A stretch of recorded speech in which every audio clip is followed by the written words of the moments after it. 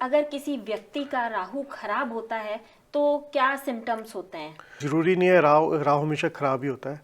राहु एक ऐसा ग्रह है जो देने पे बहुत कुछ दे भी देता है और जब लेने पे ले भी लेता है। राहु को हम ऐसा नहीं बोलते कि वो हमेशा खराब ही ग्रह है। माना ये क्रूर ग्रह है, राक्षस ग्रह है, क्रूर ग्रह, पर ये खराब भी नहीं होते। जब राहु आपको देने पे आ जाए, आपको इतना देता आप सोच भी नहीं सकते। कि जब किसी का राहु खराब होता है तो आपने मोस्टली देखा होगा उसके घर के अंदर इलेक्ट्रॉनिक सामान खराब होना शुरू हो जाता है।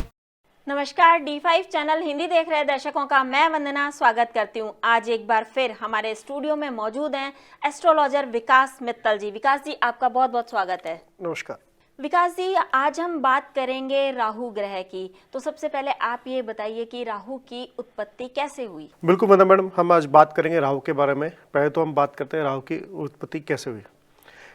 एक दिन जो दंत कथा इस पे प्रचलित है कि दुर्वासा ऋषि जब तपस्या करके वो आ रहे थे, रास्ते में उनको इंद्र देवता मिले। इंद्र देवता अपने गज के ऊपर सवार वहाँ से गुजर रहे थे, तो दुर्वासा ऋषि ने उनको सम्मान के तौर पर फूल माला अर्पित की।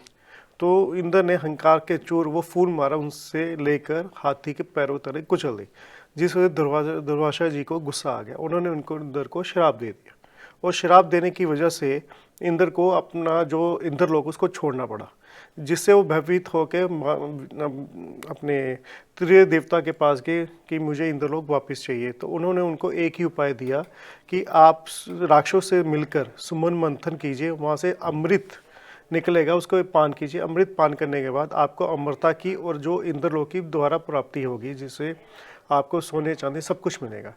तो उन्होंने राक्षसों से मिलके उन्होंने वो एक बड़ी कथा में छोटे में आपको समझाता हूँ कि राक्षसों से मिलके उन्होंने समुद्र मंथन किया। समुद्र मंथन कई चीज़ें निकली, हीरे मोती जवाहर, लक्ष्मी जी वहाँ से निकले, अपने विष भी निकला, आपको पता है वो। फिर शिव जी ने अपने कंठित किया तो जिससे उनका नाम नीलकंठ भी पड़ा। वैसे ही अमृत निकला। जब अमृत निकला तो उनके देवता और राक्षसों के अंदर आपस में सहमति हुई थी कि जो भी निकलेगा वो आधा आधा बांटेंगे। तो उन्होंने देवताओं को लगा कि अगर उन्होंने अमृत भी उनको आधा दे दिया तो वो भी अमर हो जाएंगे, तो दुनिया में त्राही त्राही मच जाएगी। जिस वजह से उन्होंने सोचा कि राक्षसों को अमृत नहीं मिलना चाहिए। तो ये देवता उनको लेकर फिर विष्णु जी के पास गया कि क्या करें। जब उन दोनों के बीच में लड़ाई होनी शुरू की तो वो दोनों विष्णु जी के पास गए। तो विष्णु जी ने जब देखा तो उन्होंने मोहिनी अवतार धारण किया, जिस वजह से उन्होंने बोला कि अब दोनों अलग अलग पंक्तियों में बैठ जाएं ताकि दोनों को बराबर बराबर मैं वो आपका अमृत पान करा दूं।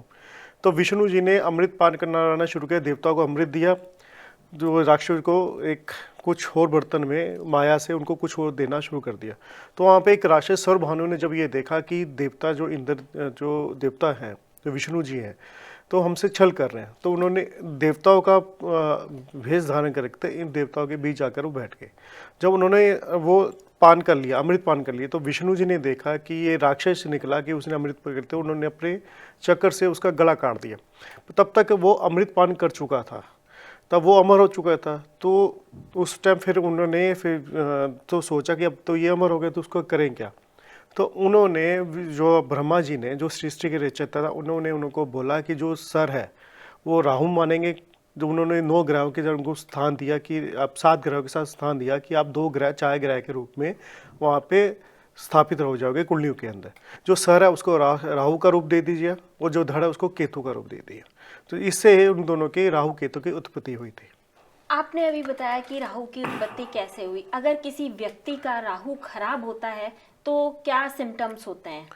देखो, जरूरी नहीं है राहु हमेशा खराब ही होता है। राहु एक ऐसा ग्रह है जो देने पे बहुत कुछ दे भी देता है और जब लेने पे ले भी लेता है। राहु को हम ऐसा नहीं बोलते कि वो हमेशा खराब ही ग्रह है। तो हमने देखा मोस्टली जितने भी आचार्य हैं उन्होंने मोस्टली देखा कि लोगों को एक भ्रांति फैला चुके कि राहु केतु शनि की दशा चल रही है तो आप खराब ही होता है। ऐसा नहीं है। माना ये क्रूर ग्रह है, राक्षस ग्रह है, क्रूर ग्रह, पर ये खराब भी नहीं होते।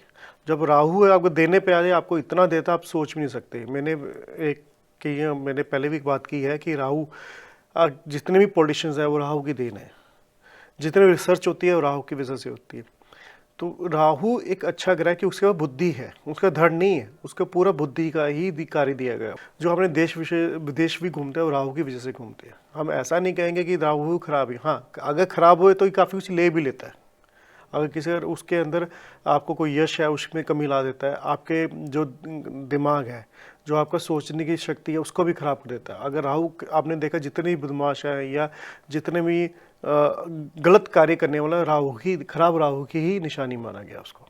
अगर राहु खराब होता है तो क्या घर का इलेक्ट्रॉनिक सामान जो होता है वो खराब होना शुरू हो जाता है? बिल्कुल बिल्कुल, आप बिल्कुल सही बोल रहे हैं वंदना मैम, कि जब किसी का राहु खराब होता है तो आपने मोस्टली देखा होगा उसके घर के अंदर इलेक्ट्रॉनिक सामान खराब होना शुरू हो जाता है अचानक ही। आपने देखा अचानक ही किसी का पहले फ्रिज खराब हुआ, अचानक उसकी मशीन खराब हो गई या बल्ब खराब होना शुरू हो गया।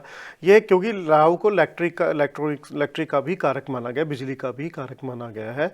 अगर आपका राहु खराब हो रहा है और आपके घर की चीज़ें खराब होनी शुरू हो जाएंगी बिना कारण ही आपका फ्रिज खराब हो जाएगा, बिना कारण ही कोई माइक्रोवेव खराब हो जाएगा, यानी कुछ ना कुछ इलेक्ट्रॉनिक खराब होना शुरू हो जाता है। और जब राहु अच्छा होता है तो क्या क्या हो सकता है? देखो, राहु अच्छा होता है तो आपको मान सम्मान काफ़ी बढ़ा देता है, आपके अंदर जो पैसा है वो काफ़ी देना शुरू करता है, आपके अंदर तीव्र बुद्धि देता है। जो आप बोलते हैं कि बचेंगे हाजी जवाब, वो अच्छे राहु की निशानी है।